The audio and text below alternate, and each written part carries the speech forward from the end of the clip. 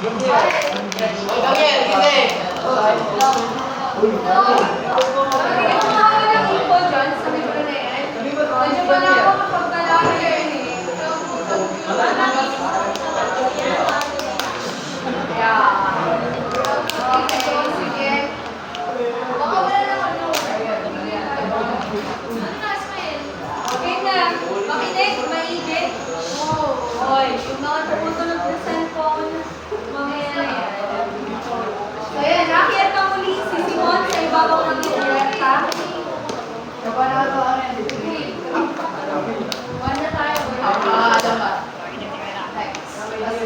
mga tauhan na may kita sa palaran.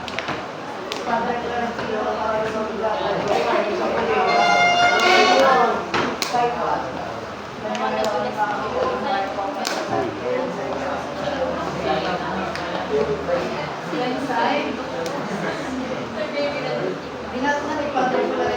nagtatawanan ng mga lakas ng gobyerno. Nagkarainan ng mga prayer sa pagkamulat ng mga Pilipino at pag-usin sa mga bayarin sa Sipa. Dumating si Simuo. Sayang daw at nakita na Simuo ng mga dilaan ng mga Simuo. Kung wala raw anuman ay walang kwenta sa kanya, alinman po ayaw ni Simuo. Isinalaysay ng kapitan ang alamat ng walakan na bato. Ito raw ay panahal sa mga katutubo ng unang bilang kahalik ng mga espiritu. Nang panahanan daw ng mga tulisan ay nawala ang tao sa espiritu. Nasalin sa mga tulisan. Yung mga tulisan sa nakamano doon sa sa malapat na bato, sila parang nangangarap sa mga tumagawa. Sinabi ng kapitan na may isang pangalamat na all-ito niyang heroy at si Padre Florentino ang humingang nagkwento. Ay magkasintahan daw sa Espanya, naging ayun naman sa yung magkasintahan po sila, tapos parang nangako po siya doon sa may babae na papakasalan niya.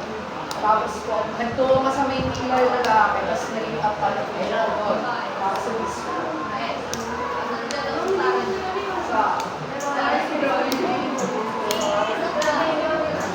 Alam mo rin ako sa bispo.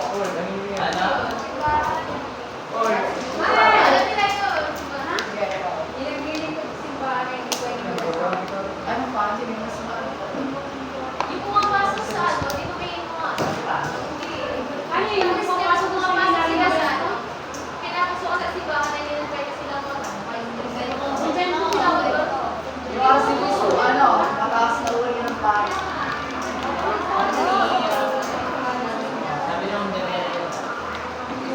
Next.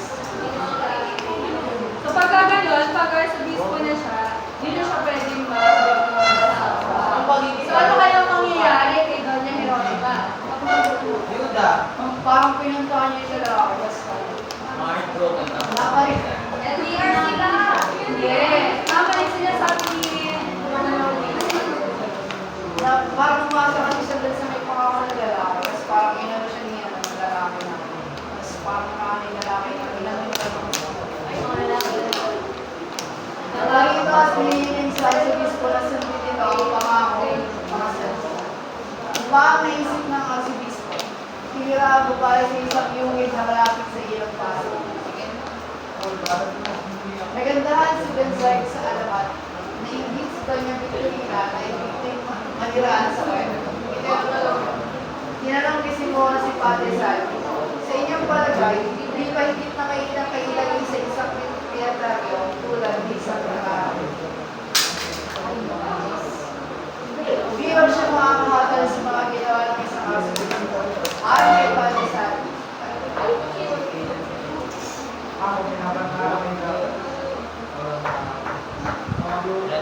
upang kumago ang bansa ay isinalaysay ang alamat ng San Miguel na nagligtas sa isang itin sa pagkamatay sa mga buhaing naging bato ng dasalan ng intik ang santo.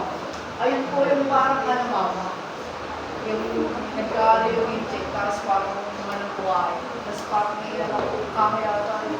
Kasi naging ang pangalan ni San Nicolas. Tapos naging sinagtay. Naging bato ang buhay. Sabay sa alamat ng kapalitan. At upang magkaroon ng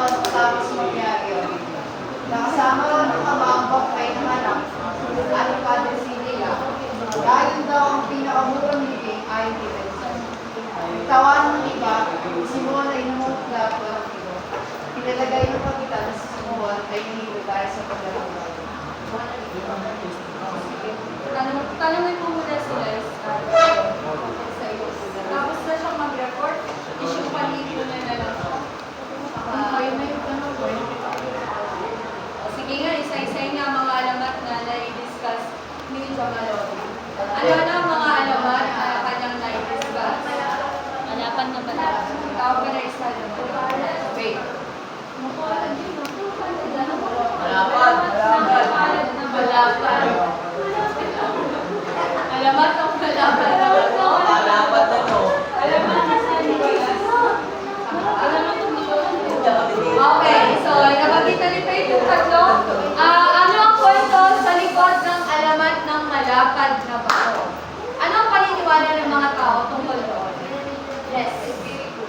Doon daw namin kailangan mo Na ayon sa alamat, noong una, kinakatakutan ng malapad na bato yun dahil sa mga espiritu. Pero, so, nakita yung nagikutan ng mga tulisan, instead na sa kaluluwa matakot ang mga tao, natakot sila mismo doon sa mga tulisan na. Okay, next, kay Doña Jeronima naman. Ano ang kwento sa likod ng alamat ni Doña Jeronima? Yan. Nakikinig kay Jamalodi, binanggit mo yan. Ano daw ang nangyari sa alamat ni Doña Jeronima?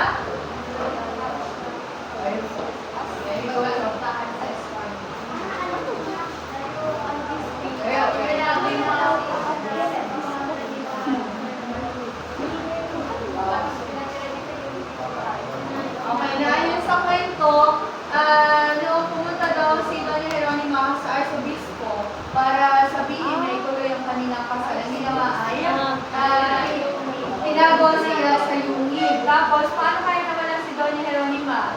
So, dahil yung yungib daw ay malapit doon sa ilog, nang tumaas daw ang ilog, nakamay din si Doña Jeronima hanggang sa nawala na lang si Doña Jeronima. Kasi nakakulong lang siya sa yungib. So, nung nagkaroon ng kalamidad at tumaas ang tubig, bigla siyang naglaho. And last,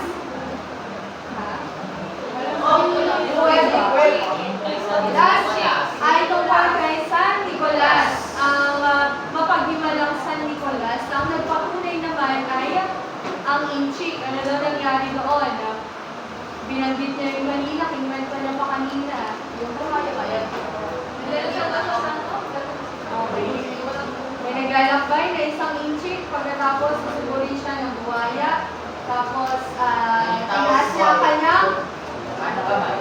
Okay. Tapos, binanggit na lang ang pangalan ni San Nicolas at naging bato na ang so, naintindihan ba ang kanyang report?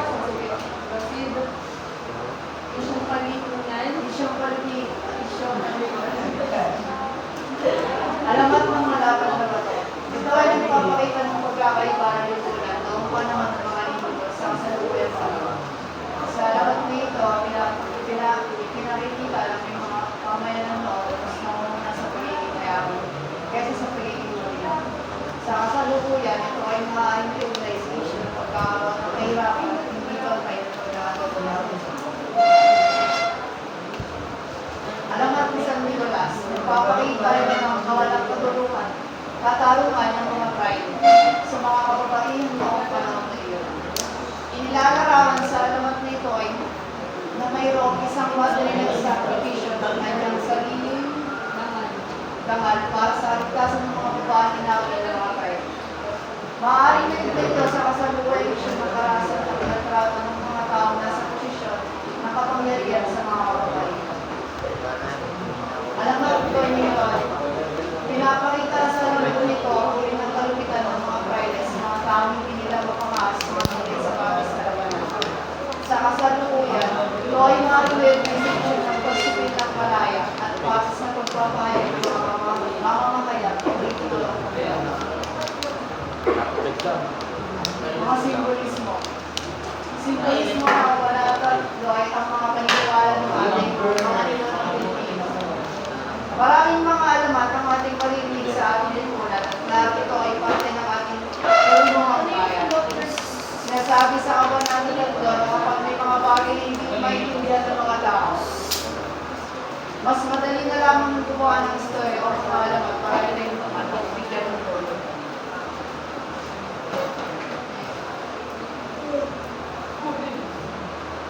Aral o mensahe. Hindi lahat ng mga alamat na naririnig natin. Nasa tao yung Tuhan. Nasa posisyon na tayo kung naniniwala natin. Five, four, Okay, 1 to 5 lang naman yan. Okay sinabi kanina ni Jamalodi, hindi lahat ng alamat or paniniwala ay dapat natin paniwalaan. Ano? Na although yan ay parte ng ating kultura or tradition, sabi niya kanina, ang mga bagay na hindi may paliwanag ng mga Pilipino ay madali na lamang para sa kanilang gawan ng istorya. Parang mga delusional moments natin. Na ganito yung kwento niyan eh, gumagawa tayo ng ating sarili palapalagay or so, dyan din, makikita na mga Pilipino ay may iba-ibang paniniwala at kultura. Diba? So, grupo ng mga tao sa ibabaw ng kabyasa, pero may iba't iba silang alamat at kwento tungkol doon sa Ilog Pasig. So, ang kailangan lamang ay igalang ang paniniwala ng bawat isa. Sige, pakisagot